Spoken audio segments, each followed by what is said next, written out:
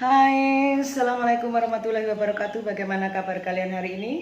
Semoga kita semua dalam kondisi sehat walafiat sehingga kita bisa mengikuti pelajaran kali ini dengan baik. Anak-anak, untuk hari ini kita akan membahas tentang konsep seni, lebih khusus lagi kepada membahas tentang unsur-unsur seni. Untuk lebih jelasnya, mari kita lihat pemaparan video berikut ini.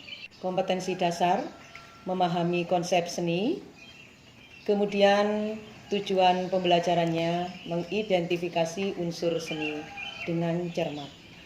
Baiklah, kali ini kita akan membahas unsur seni rupa. Seni rupa adalah salah satu cabang seni yang ada. Untuk lebih dalamnya kita akan membahas unsur-unsur pembentuk seni rupa. Kita perhatikan, unsur seni rupa ada banyak sekali. Unsur yang paling kecil adalah titik, kemudian garis, bidang, bentuk, warna, tekstur, halftone, dan shadow. Perlu anak-anak ketahui bahwa untuk titik itu adalah unsur yang paling kecil, sedangkan garis terbentuk karena titik-titik yang bersambung menjadi satu. Kemudian garis yang ujung pangkalnya bertemu akan menjadi bidang, bidang-bidang berkumpul akan menjadi bentuk, bentuk akan lebih indah kalau kita beri warna.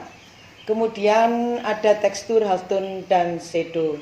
Untuk lebih jelasnya kita akan bahas di slide berikutnya.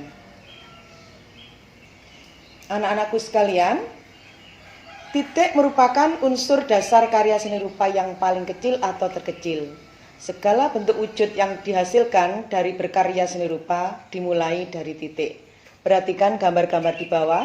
Itu ada unsur titik-titik yang bertebaran mulai dari titik yang terkecil sampai titik yang terbesar.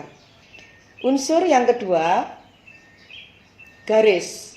Garis ini merupakan unsur rupa yang menunjukkan batas atau limit ataupun penegasan terhadap unsur-unsur seni rupa yang lain.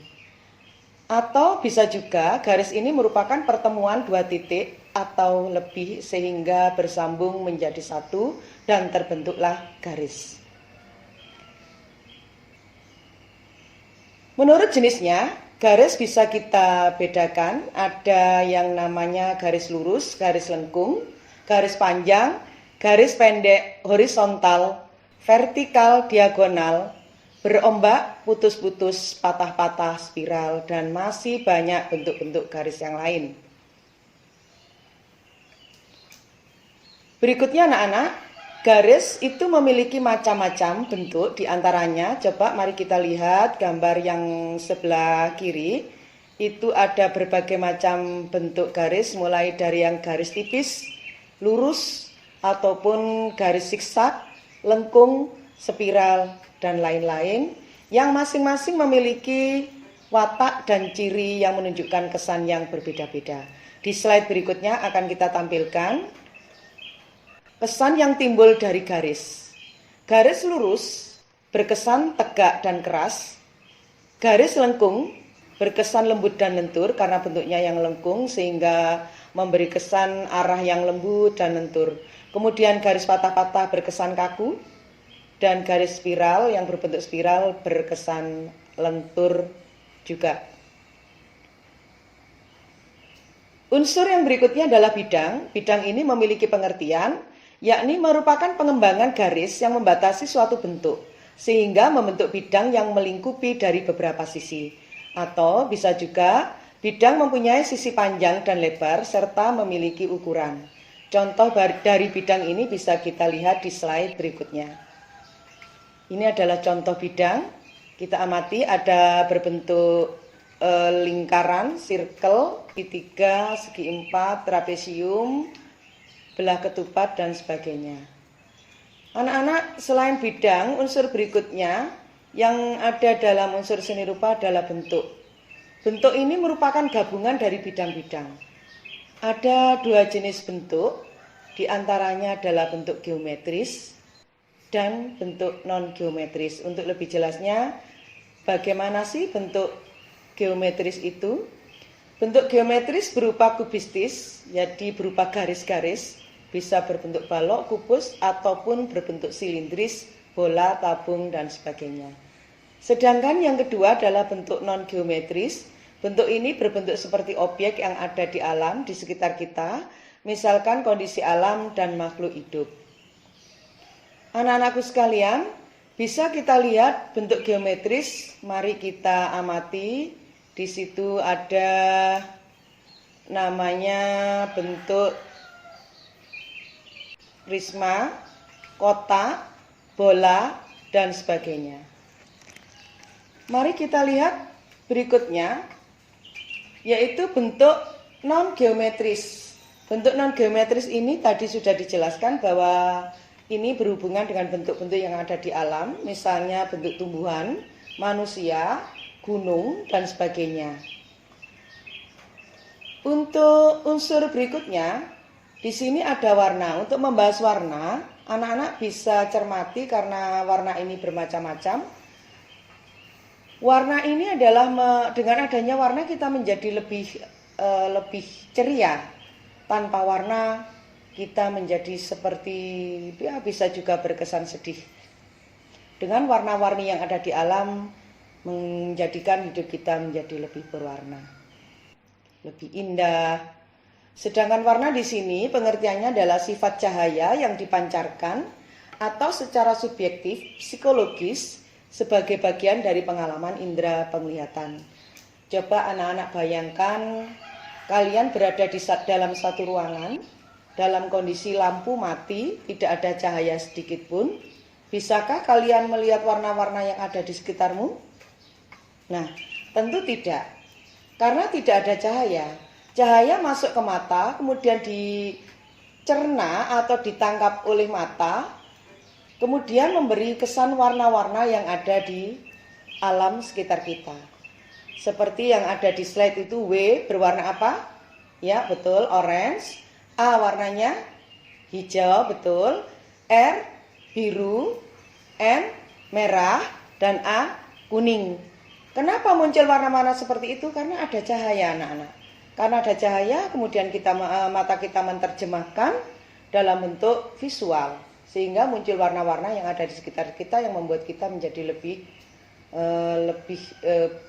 berwarna atau lebih ceria dalam menanggapi suatu alam yang ada di dunia ini. Ada beberapa istilah dalam warna yang perlu kita pahami juga. Di antaranya adalah intensity. Intensity ini seringkali disebut dengan kroma atau tingkat kecerahan atau kemuraman suatu warna. Kita amati contoh gambar ini, mulai dari warna yang cerah, dari putih, kemudian menuju ke arah warna gelap yaitu hitam.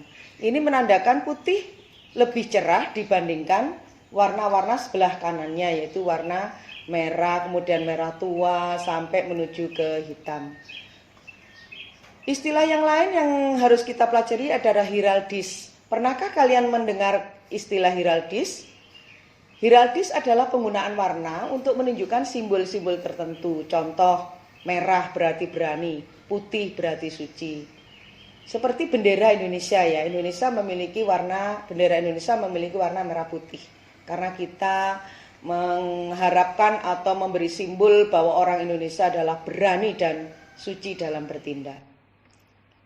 Istilah lain yang bisa kita pahami adalah harmonis. Harmonis ini warna yang sesuai dengan kenyataan yang ada di alam. Contohnya kalau kita bicara daun, mesti konotasi kita atau pikiran kita langsung mengarah ke warna hijau. Sedangkan coklat pasti menuju ke warna tanah.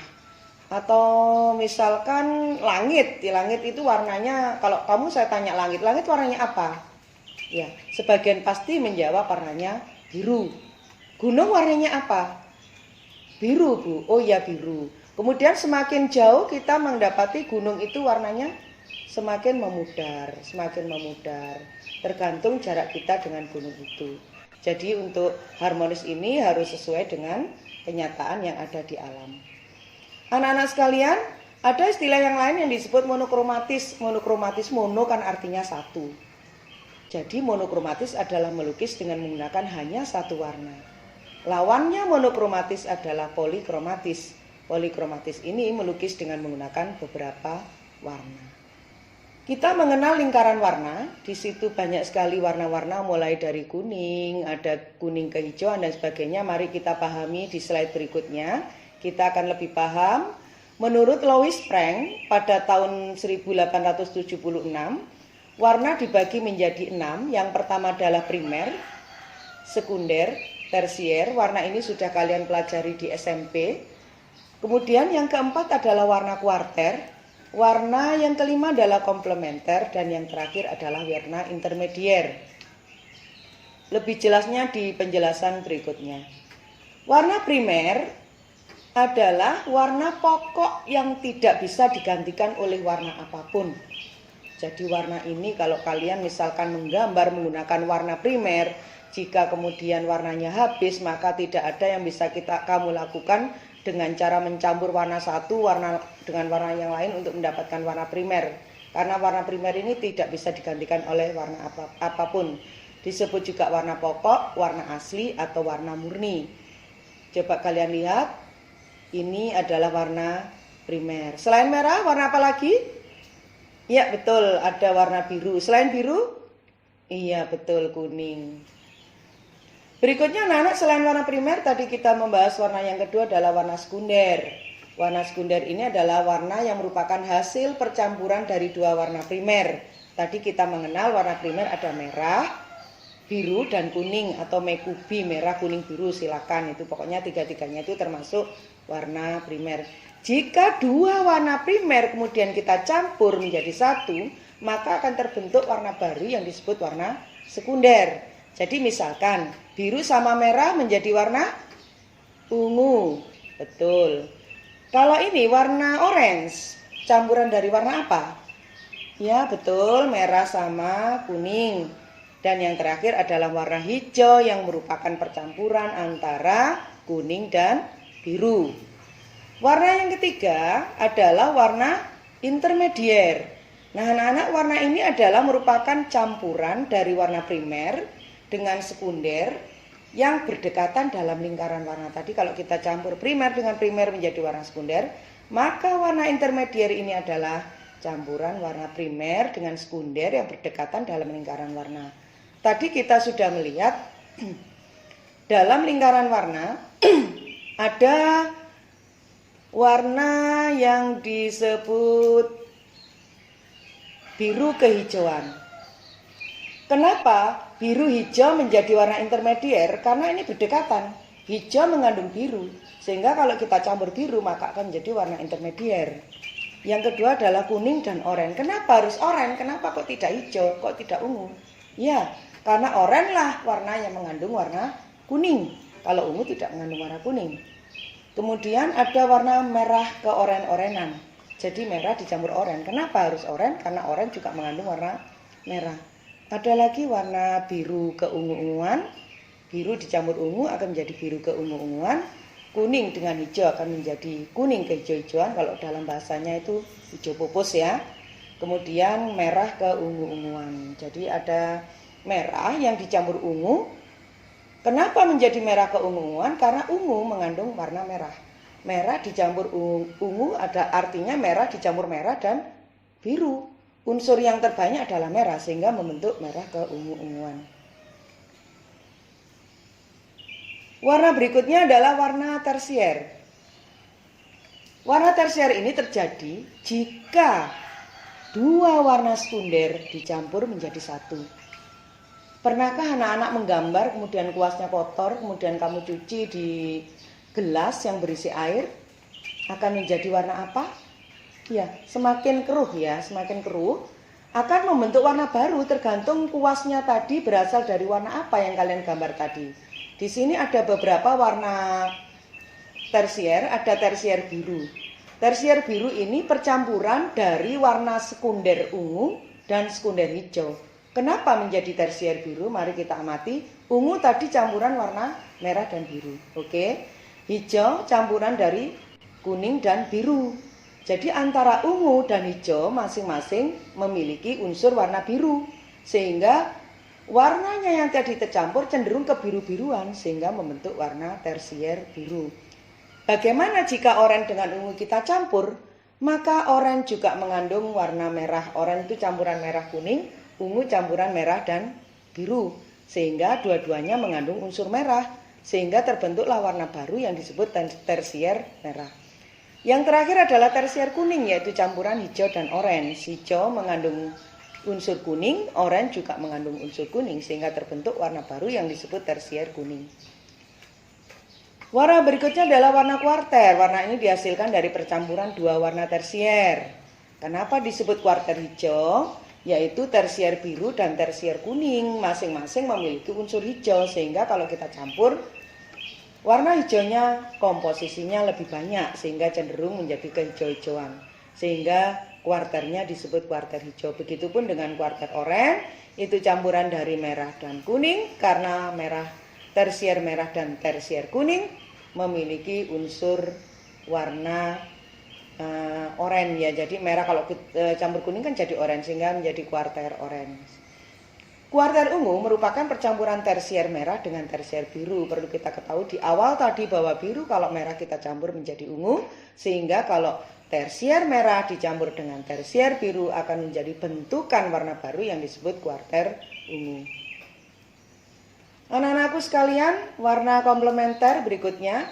Warna ini warnanya kontras atau berlawanan satu dengan yang lain dalam lingkaran warna. Tadi sudah saya sampaikan menurut Frank ada beberapa macam warna yang tersusun dalam lingkaran warna. Ini berlawanan, contohnya biru dengan orange. Jadi gini anak-anak, untuk orange itu kan warna sekunder. Kamu cari sekunder yang tidak ada unsur warna birunya.